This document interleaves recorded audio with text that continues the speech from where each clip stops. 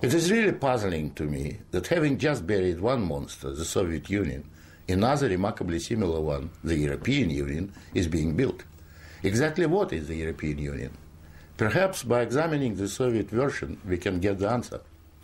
The Soviet Union was governed by 15 unelected people who appointed each other and who were not accountable to anyone.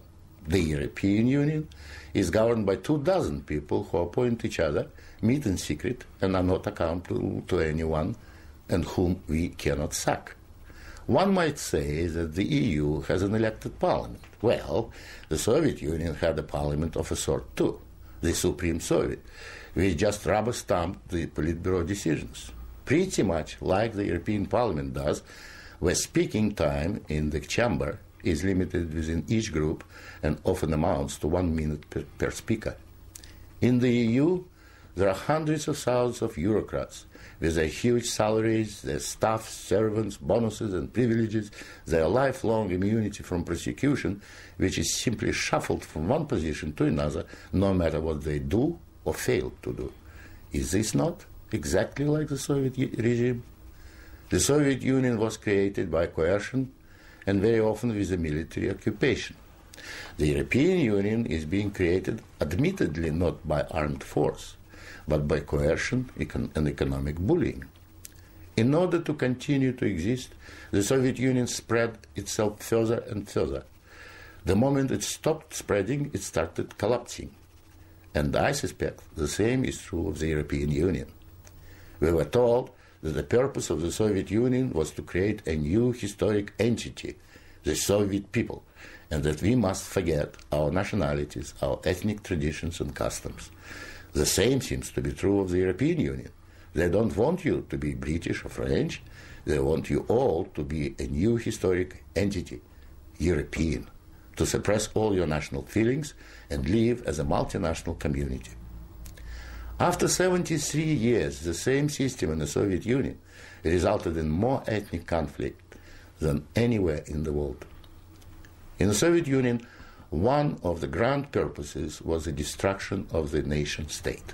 And that's exactly what we observe in Europe today. Brussels intends to absorb nation-states so that they should cease to exist.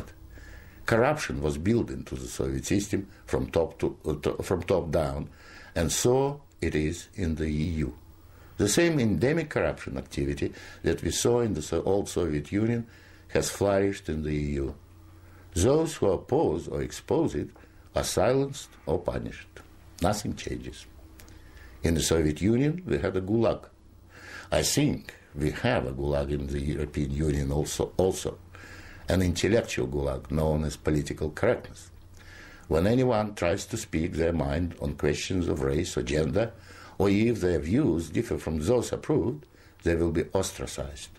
This is the beginning of the gulag, the beginning of your loss of freedom.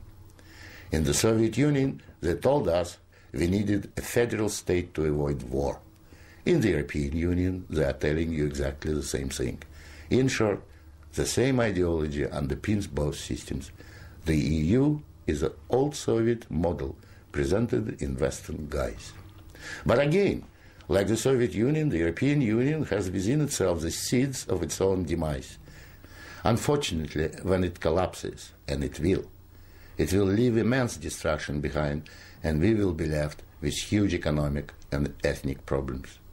The old Soviet system was incapable of reform, so is the European Union.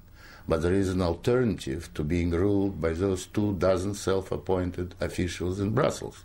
It is called independence. You don't have to accept what they have planned for you. After all, you have never been asked if you wanted to join.